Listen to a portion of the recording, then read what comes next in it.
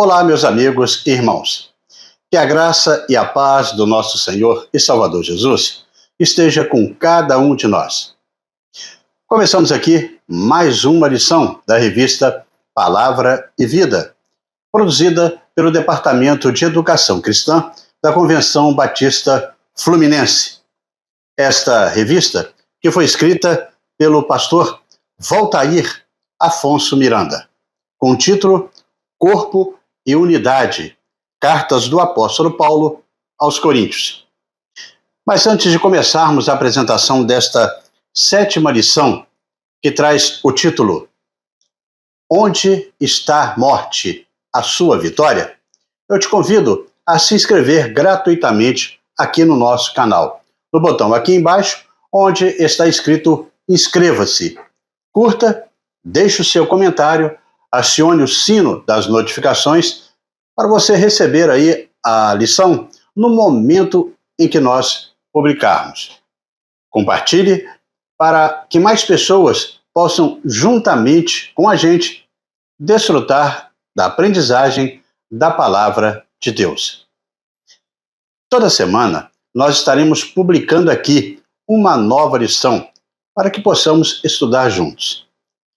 A lição de número 7, como eu disse, ela traz o título Onde está, ó morte, a sua vitória? E tem o texto base em 1 Coríntios, no capítulo 15.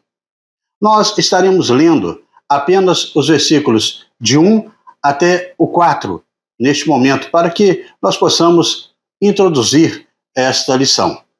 E o texto nos diz assim: Irmãos, quero lembrar-lhes o evangelho que lhes preguei, o qual vocês receberam e no qual estão firmes. Por meio deste evangelho, vocês são salvos, desde que se apeguem firmemente à palavra que lhes preguei. Caso contrário, vocês têm crido em vão. Pois o que primeiramente lhe transmiti foi o que recebi, que Cristo morreu pelos nossos pecados, segundo as Escrituras. Foi sepultado e ressuscitou ao 3º dia, segundo as Escrituras.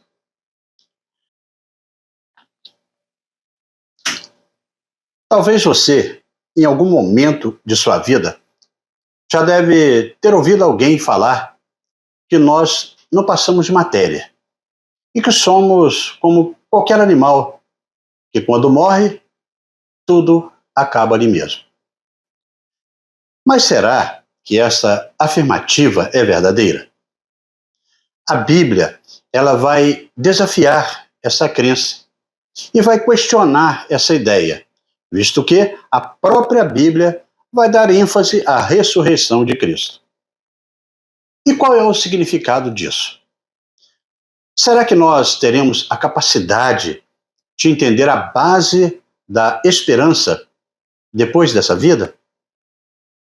Poderíamos de fato pensar com fé e tranquilidade a respeito do futuro depois que fecharmos os nossos olhos aqui na Terra? Dessa forma, nós então veremos o que a palavra de Deus nos diz sobre essa questão. Alguns cristãos de Corinto estavam resistindo à doutrina da ressurreição. Eles não acreditavam que haveria ressurreição do corpo. Mas Paulo, ele é enfático ao dizer que, assim como Cristo ressuscitou, também os que creem nele estarão ressuscitando. Se não tivéssemos essa certeza, nós não teríamos uma mensagem a anunciar e continuaríamos sem o perdão, porque um Deus morto não salva ninguém. Para provar aos coríntios, aos irmãos daquela igreja, que existe ressurreição, o apóstolo Paulo ele lança a mão do evangelho e menciona as ocasiões em que Jesus apareceu vivo e falando sobre o seu próprio encontro com Cristo ressuscitado. Desta forma, na lição de hoje, nós estaremos entendendo, a partir do ensino do apóstolo Paulo, as principais diferenças entre a perspectiva judaica e a perspectiva grega sobre a questão da ressurreição. Também nesta lição, nós poderemos compreender por que a ressurreição de Jesus ela é muito importante para a fé cristã. No estudo desta revista, nós veremos qual é a natureza da ressurreição dos crentes e quais são as implicações da ressurreição dos crentes para a vida cristã. O que poderia fazer com que pecadores medrosos viessem a morrer por amor de uma causa? O que faria alguém perder a sua vida por amor ao Evangelho de Jesus Cristo? Eu diria que somente uma grande convicção de que esta causa ela é verídica. Este foi um dos maiores benefícios da ressurreição. Jesus morreu para que houvesse expiação e perdão dos nossos pecados e a reconciliação do homem para com Deus. E também ressuscitou para nos justificar e para que assim houvesse a igreja. Está lá relatado em Romanos 4, no versículo 25. Porque os primeiros mártires, os grandes responsáveis aqui na terra pela multiplicação da igreja, foram movidos pela certeza que o Cristo que eles viram subir à cruz foi o mesmo que eles viram após a sua ressurreição. A grande esperança da igreja é a volta de Jesus. Todo crente, ele anseia vê-lo retornar no céu para buscar os seus filhos. Desde o Antigo Testamento, o povo de Deus, ele esperava pelo momento em que todo o mal será derrotado e a morte será destruída. Isso levou o apóstolo Paulo a escrever em uma de suas cartas a seguinte pergunta: onde está, morte, a sua vitória? Em Romanos 7,13, algo que hoje cantamos até em lindos hinos e também aqui em 1 Coríntios. E neste ponto, fica duas indagações. O que significa a volta de Jesus para você? Por que a morte é um problema tão grande para o ser humano? Essas duas perguntas serão respondidas no transcorrer deste nosso estudo.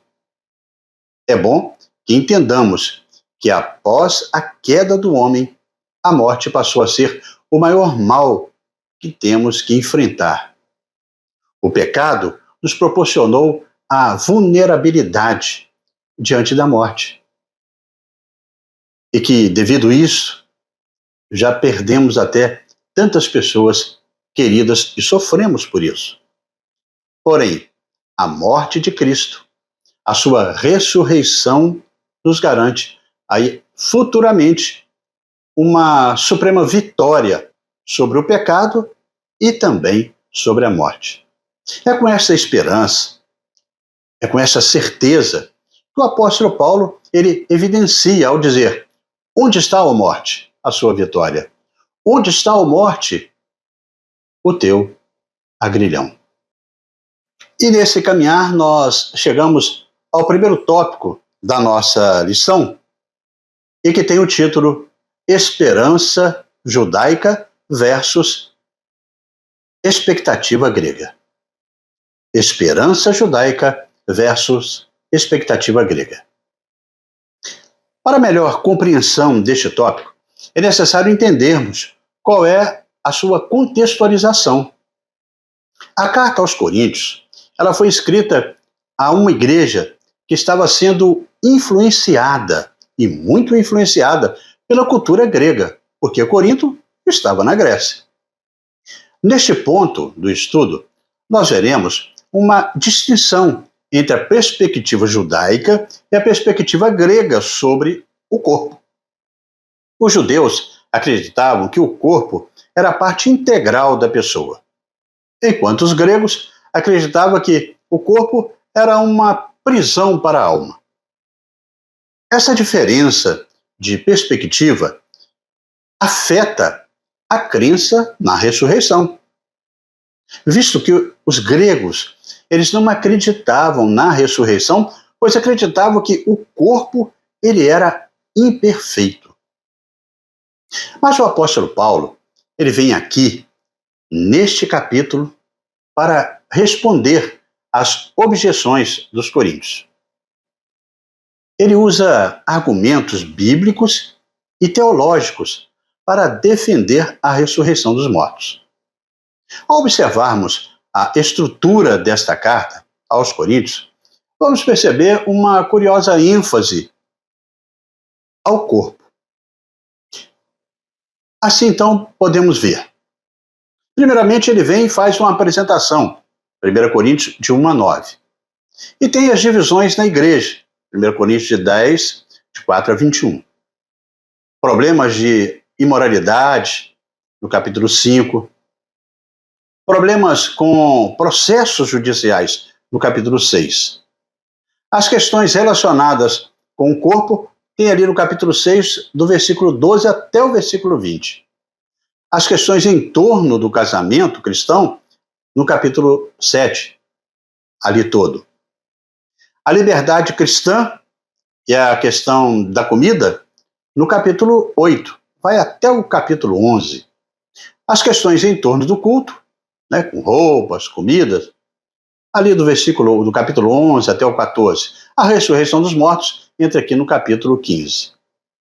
E aí também tem a coleta com necessidades e a conclusão da carta que estaremos estudando mais à frente.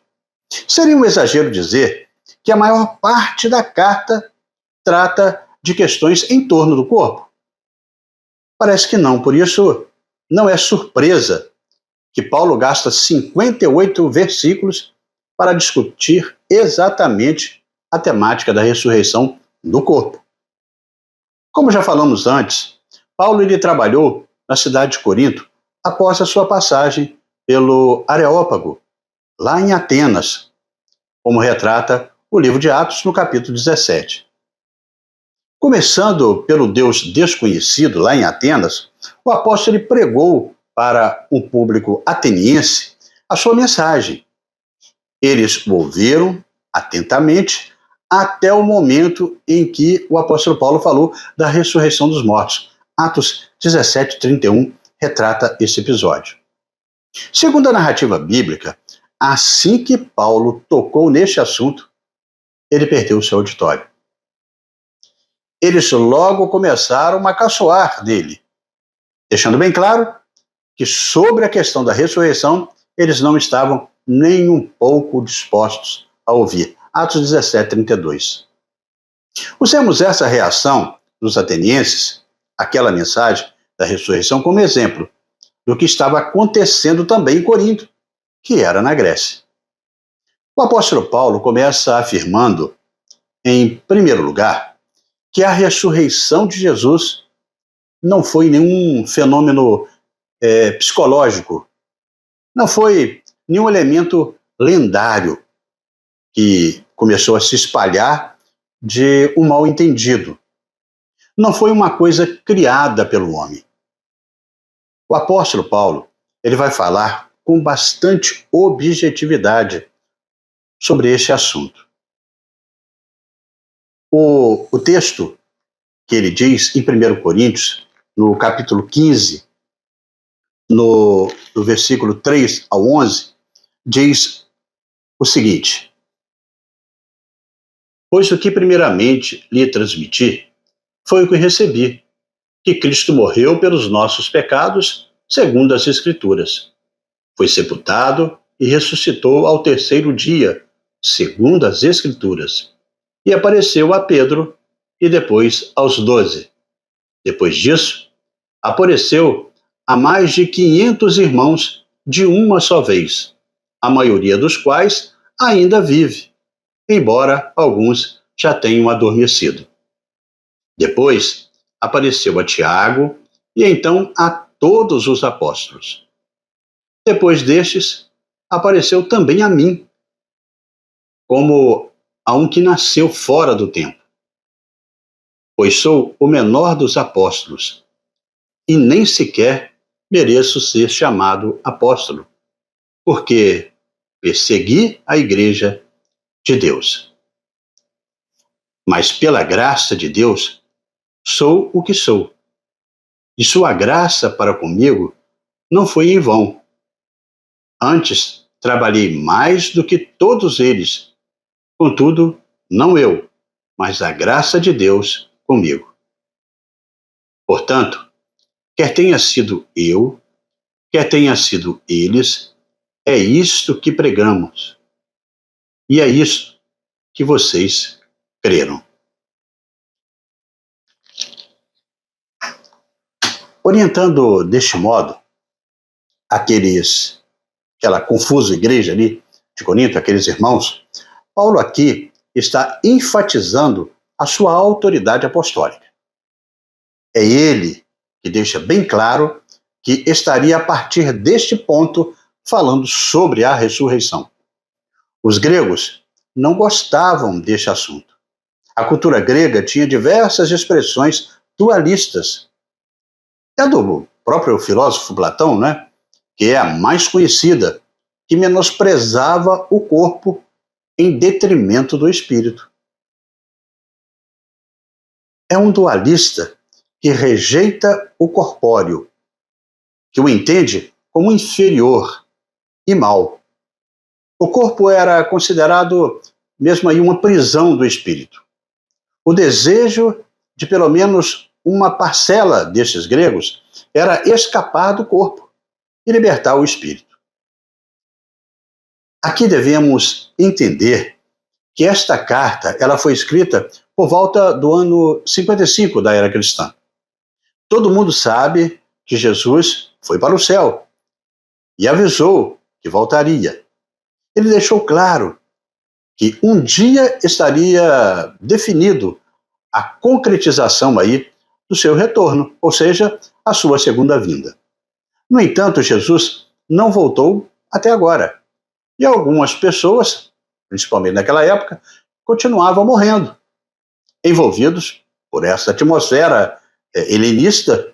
Os crentes de Corinto, então, colocaram em dúvida a ressurreição escatológica dos crentes. Tema que Paulo tem aí em sua pregação, desde o início da sua missão apostólica, com uma leitura aí das duas cartas a Tessalonicenses, como podemos assim verificar. A preocupação daquela igreja de Corinto era saber o que estava acontecendo e a indagação era para entender onde estavam aquelas pessoas que tinham morrido.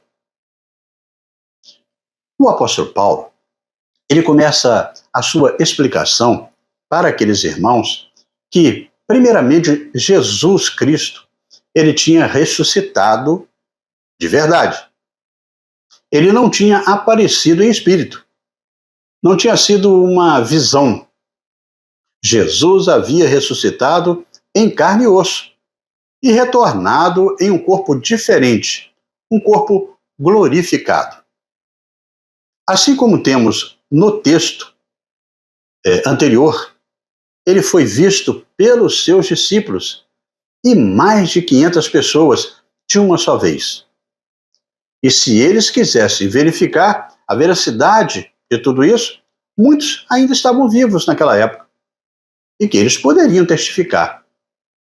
Paulo, ele ainda acrescenta que ele mesmo teve um encontro com Jesus, lá na estrada de Damasco. Ao contrário dos gregos, os judeus, eles não tinham a mesma perspectiva quanto à questão do corpo. Suas escrituras, apresentavam uma antropologia que dá considerável importância para os aspectos corpóreos da humanidade. Afinal, Deus fez Adão já com o corpo. Em Gênesis 1, no capítulo 1 até o 2, fala assim: não havia nada de errado com este primeiro ser criado. Ele foi feito perfeito, sem defeito de fabricação.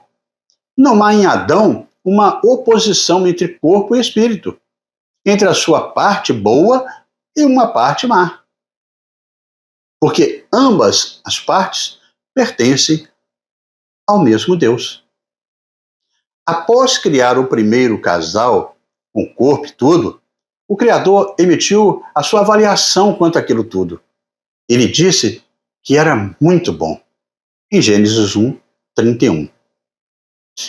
Depois de demonstrar tudo isso, Paulo vai então dizer o que esta ressurreição de Jesus, o que esta verdade que vem questionar o ditado popular que muitas vezes dizem por aí, onde quem morreu acabou, tem a ver com a esperança após a morte.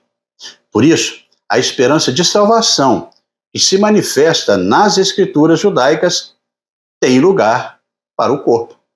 Para os gregos, a alma era o alvo da salvação.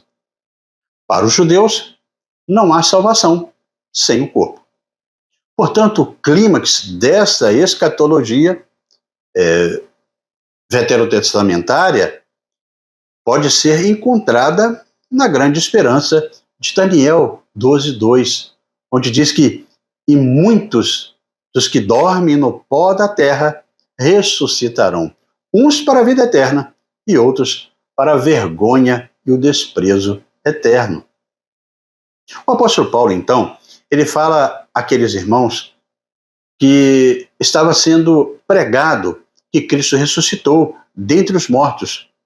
Como eles poderiam dizer que não havia ressurreição? Paulo fez essa afirmativa até com um intuito, visto que chegou até ele que algumas pessoas daquela igreja estavam questionando sobre a ressurreição de Cristo. Então o apóstolo Paulo, em 1 Coríntios, no capítulo 15, do versículo 13 até o 17, ele apresenta a defesa de sua fé, nos seguintes termos que podemos, inclusive, até assim ler, que diz o seguinte: se não há ressurreição dos mortos, então nem mesmo Cristo ressuscitou. E se Cristo não ressuscitou, é inútil a nossa pregação, como também é inútil a fé que vocês têm. Mais que isso, seremos considerados falsas testemunhas de Deus, pois contra ele testemunhamos que ressuscitou a Cristo dentre os mortos. Mas, se de fato os mortos não ressuscitam, ele também não ressuscitou a Cristo. Pois se os mortos não ressuscitam, nem mesmo Cristo ressuscitou. E se Cristo não ressuscitou, inútil é a fé que vocês têm, e ainda estão em seus pecados.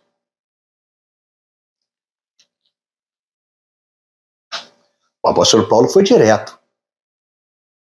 O apóstolo Paulo é muito claro. Ele enfatiza em seu argumento que a base da fé cristã não consiste em meras palavras ou em ideias abstratas, mas no fato de que Jesus Cristo venceu a morte, comprovando assim que ele, Jesus, era da parte de Deus e que, de fato, ele veio mostrar que, de fato, ele era o próprio Deus, o Deus presente entre nós. Se tudo era somente uma ideia, aqueles irmãos de Corinto, então, não tinham alcançado o perdão de Deus. Eles não tinham a garantia da salvação.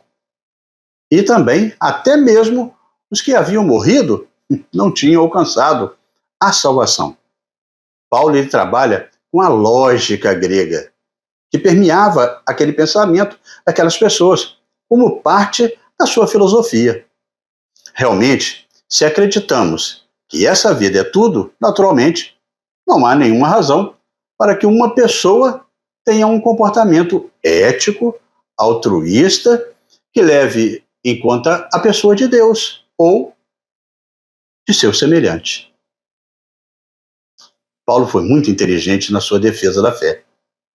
Paulo ele confronta aquele pensamento grego e define que a grande verdade é que Cristo ressuscitou dentre os mortos, e ele é o primeiro dentre muitos. E neste caminhar, irmãos, chegamos ao segundo tópico da nossa lição, e que tem o título Um corpo como o de Jesus. Um corpo como o de Jesus. A ressurreição de Jesus é um evento central na fé cristã. Hoje o Salvador, ele ressurge em um corpo glorificado. Dessa forma, a ressurreição de Jesus é a garantia da ressurreição dos crentes também. Você poderia, a partir daqui, entender algumas questões importantes que permeiam a fé cristã. O que significa para você a ressurreição de Jesus? Como a ressurreição de Jesus afeta a sua vida? O que você espera para o seu corpo na ressurreição? Olha, é bom a gente entender que há uma doutrina de salvação exclusiva da alma nas tradições judaicas. Justamente porque, para os leitores de Moisés e também os profetas, a existência corporal é essencial, como diz Isaías 25:8. Já que o corpo ele é essencial à vida humana, a salvação significa também salvar o homem inteiro, como o próprio apóstolo Paulo ele escreve com muita clareza na carta aos Filipenses, onde diz que a nossa cidade ela está nos céus, onde também esperamos o Salvador, o Senhor Jesus Cristo, que transformará o nosso corpo abatido para ser conforme o seu corpo glorioso, segundo o seu eficaz poder de sujeitar também a si todas as coisas. Filipenses 3, 20, 21. Paulo usa a linguagem figurada, dizendo que aqueles que morreram, dormiram, visto que a morte veio por um só homem. Paulo, ele vai recordar para aquela igreja do ensinamento em que a morte começou a fazer parte da humanidade por meio de um só homem, a saber aqui, Adão, no momento que ele pecou. Da mesma forma em que em Adão todos morrem, em Cristo todos serão vivificados, mas cada um por sua vez. Cristo, o primeiro, depois, quando ele vier, os que lhes pertencem, então, virão aí o fim. Quando ele entregar o reino a Deus o Pai, depois de ter destruído todo domínio, autoridade e poder. Pois é necessário que ele reine até que todos os seus inimigos sejam postos debaixo dos seus pés. O último inimigo a ser destruído é a morte, porque ele tudo sujeitou debaixo de seus pés. Ora, quando se diz que tudo que foi sujeito, fica claro que isso não inclui o próprio Deus. Contudo, submeteu a Cristo. Quando, porém, tudo lhe estiver sujeito, então o próprio Filho se sujeitará àquele que todas as coisas lhe sujeitou, a fim de que Deus seja tudo em todos. A verdade, então, é muito clara. Jesus Cristo veio fazer o oposto, o reverso de Adão. Por meio de Adão veio a morte, que passou a todos.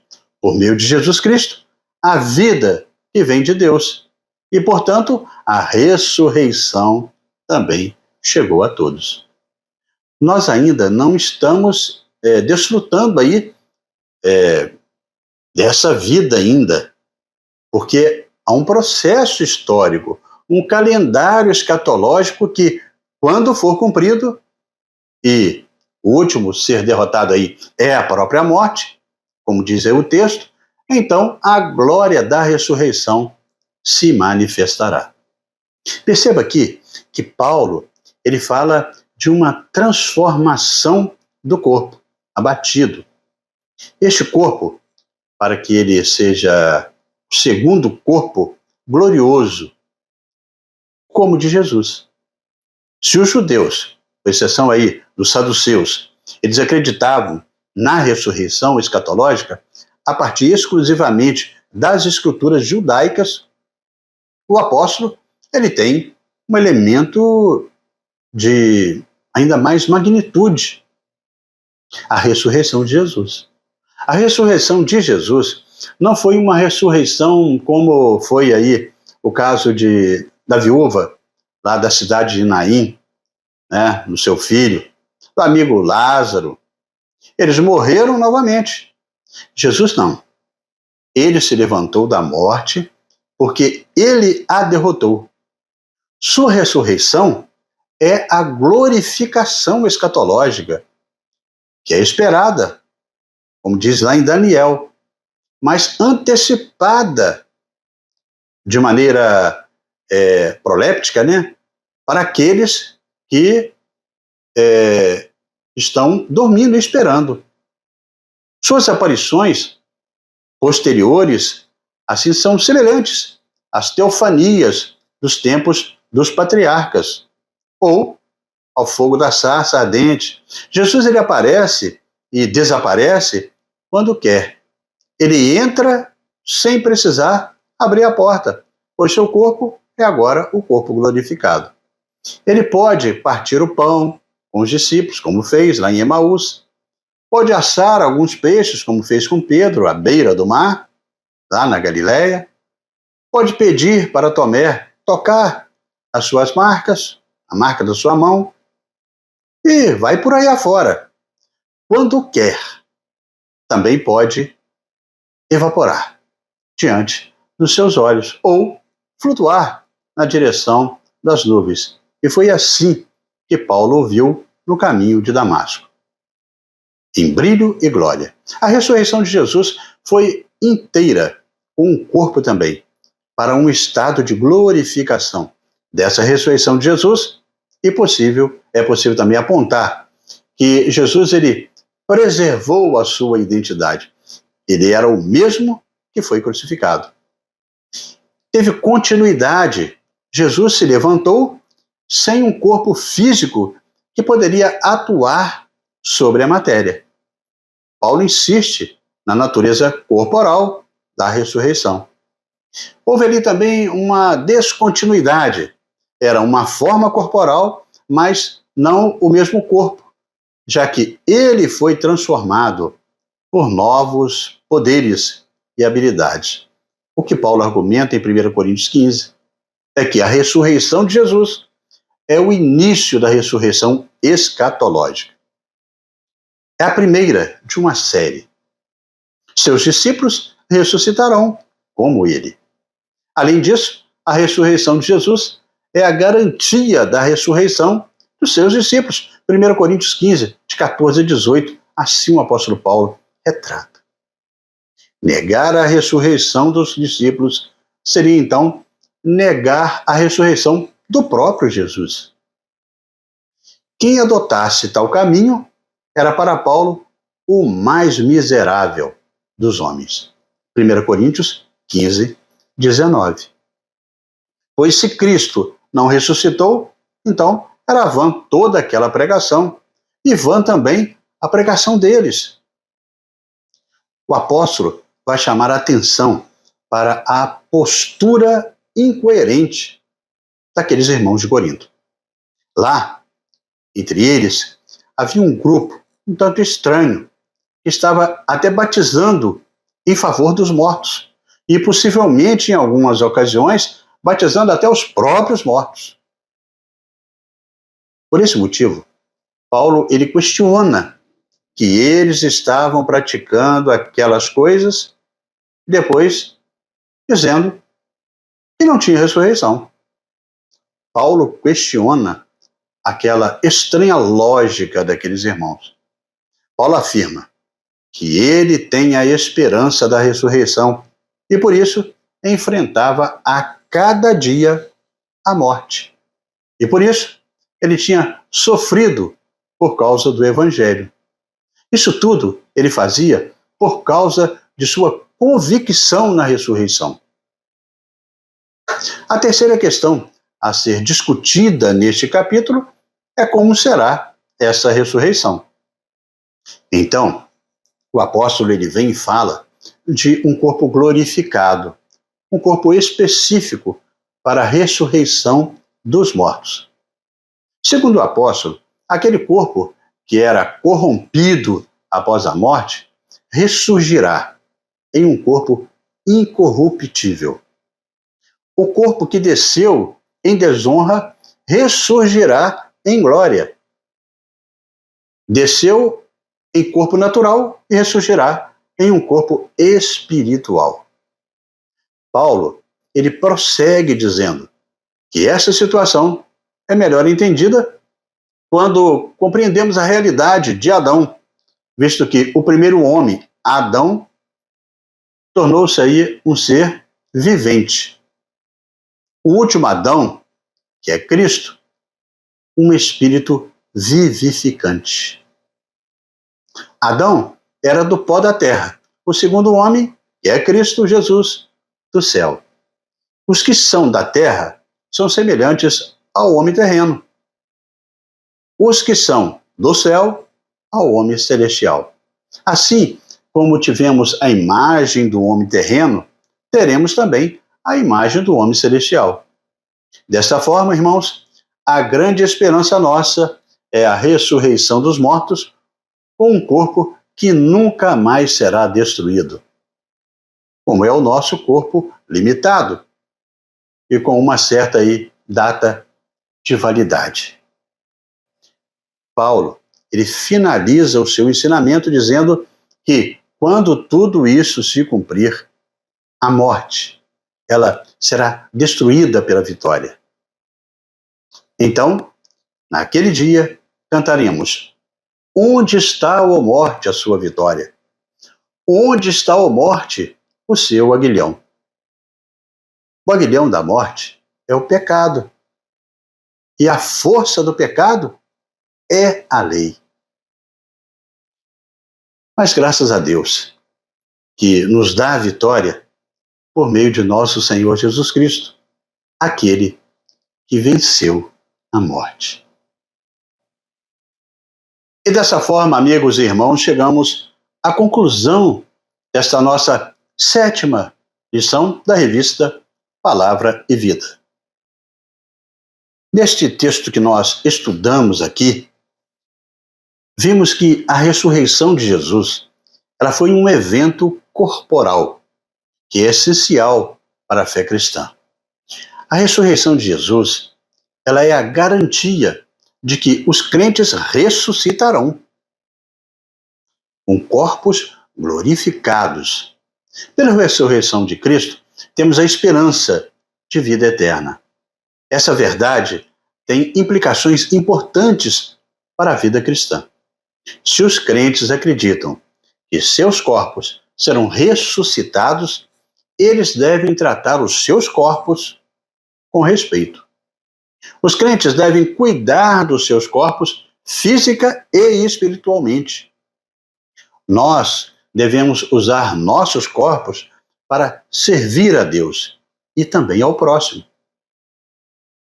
É muito importante para nós, cristãos, vivermos uma vida que glorifique a Deus com os nossos corpos.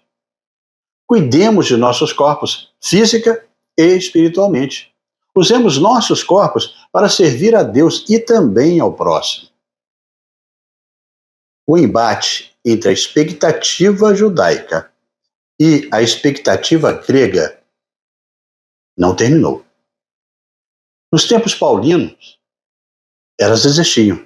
E até os dias de hoje, ainda encontramos um dilema parecido em uma falsa dicotomia que eventualmente surge entre os crentes a respeito da relação entre o corpo e o espírito. Uma igreja que nega o corpo despreza uma das principais esperanças do Evangelho de Jesus. Há um lugar para o corpo no plano de Deus para cada um de nós. O nosso corpo não é a fonte ou a essência do mal.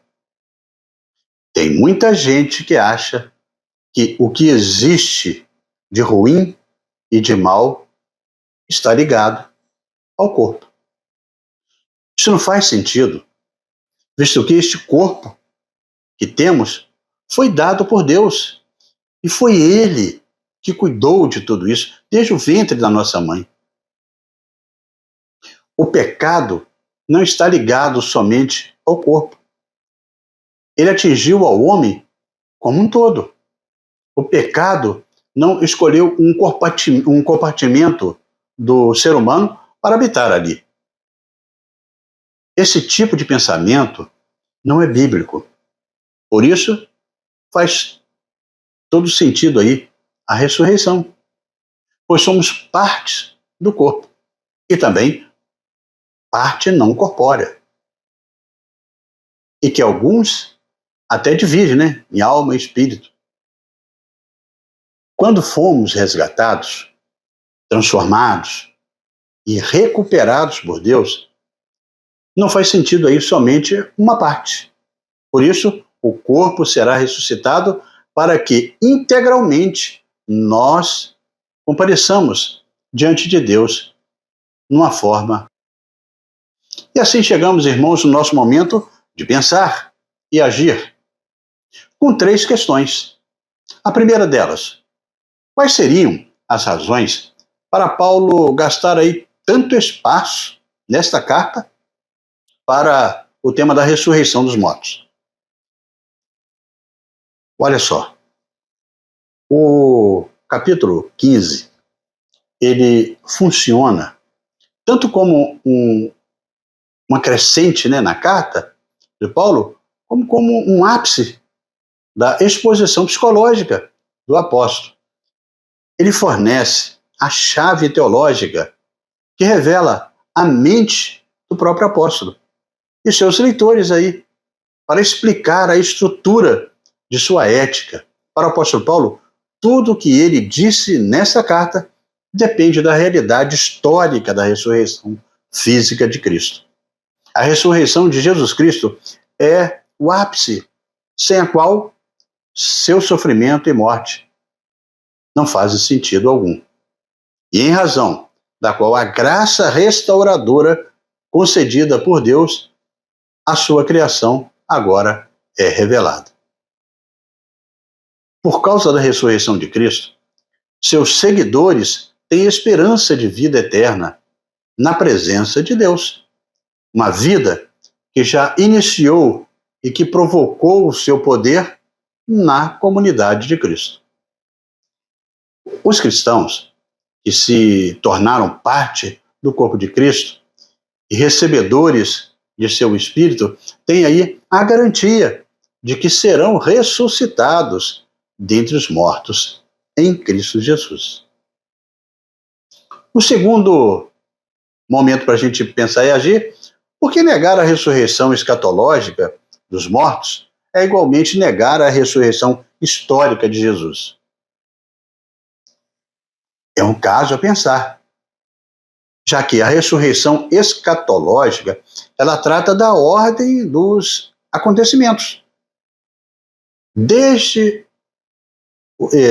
momento, né, glorioso de Jesus, em que primeiro houve a sua ressurreição e, em seguida, a transformação dos que estiverem vivos.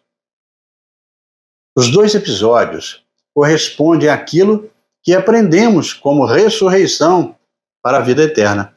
Cristo foi o primeiro a ressuscitar dentre os mortos e jamais morrerá novamente.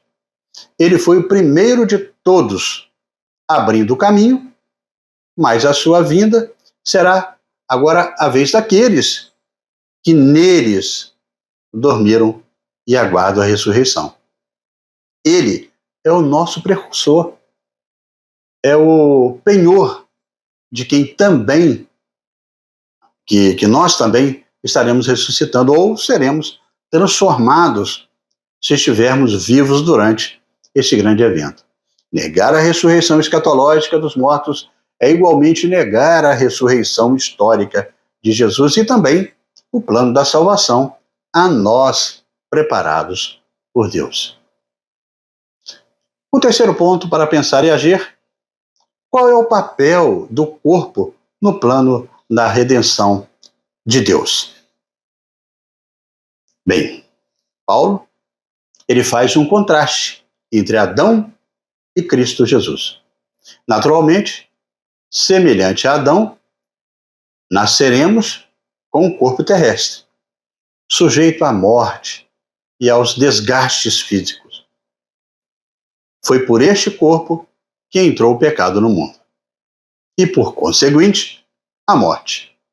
Já em Cristo Jesus, na sua vinda, nós recebemos o corpo espiritual, que está isento de qualquer tipo de desgaste físico e do pecado. Ele será espiritual, celestial e imortal.